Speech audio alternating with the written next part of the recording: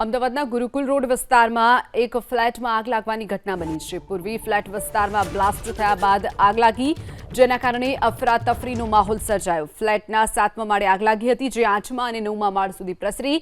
ધુમાડા નીકળવાનું શરૂ થતાં જ લોકો ફ્લેટની નીચે દોડી આવ્યા।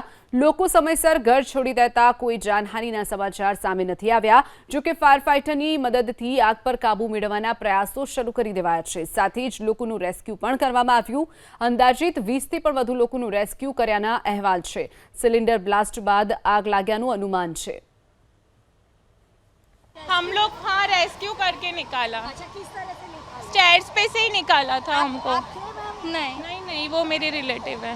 मैं और मेरे 2 बच्चे थे। गाड़ी को आने की जगह बस हम 3 ही थे। એ એકચ્યુઅલી ખબર પડી ને કે બહુ ગોટે કંઈ દેખાતું નહોતું। પછી મને મારા 2 છોકરો કીધું મમ્મી બહુ તો સીધા ભાગો, તો નીચે સ્ટેપથી નીચે જવાય એવું નહોતું। એટલે મને મારા 2 છોકરા હાથ પકડીને ટેરેસ પર લઈ ગયા। મને કંઈ જ વિઝિબલ નહોતું। અમે 10th ફ્લોર છીએ।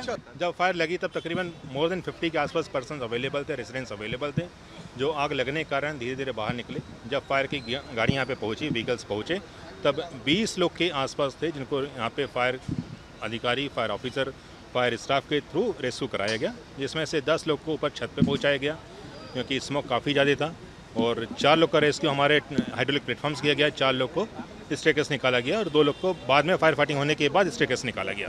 એક્ઝેક્ટલી ટાઈમની ખબર નથી, ચકાસણી કરવી પડશે। પણ જ્યારે કોલ મળ્યો તરત નવરંગપુરા ફાયર સ્ટેશનથી પ્રાથમિક તબક્કે 2-3 એક મિની ફાઇટર, મોટું ટેન્કર અને ઓફિસર વ્હીકલ સાથે અમે લોકો એપ્રોચ કર્યો। ફાયર ફાઇટિંગ કામગીરી માટે ઉપર જઈ રહ્યા હતા ત્યારે એક ગેસનો સિલિન્ડર જે ઘરમાં પડ્યો હતો ગેલેરીમાં અંદર, એ બ્લાસ્ટ થયો। એ પછી ફાયર ફાઇટિંગની ટીમ ઉપર પહોંચી પાણીનો મારો ચાલુ કરી દીધો। નીચે ઘરની આગ લાગી હતી, એના નીચેના ઘરવાળાને સેફલી નીચે ઉતારી દીધા અને જે ઉપરના માળવાળા હતા એમને ધાબા ઉપર લઈ ગયા। ત્યાં એમના જોડે અમારો માણસ હતો, બધા સેફ હતા। ફાયર ફાઇટિંગની કામગીરી અત્યારે હાલમાં પણ ચાલી રહી છે, કુલિંગ કરવાનું કામગીરી, અને જે ઉપર હતા એ લોકોને સહી સલામત રીતે નીચે ઉતારી લેવામાં આવ્યા છે।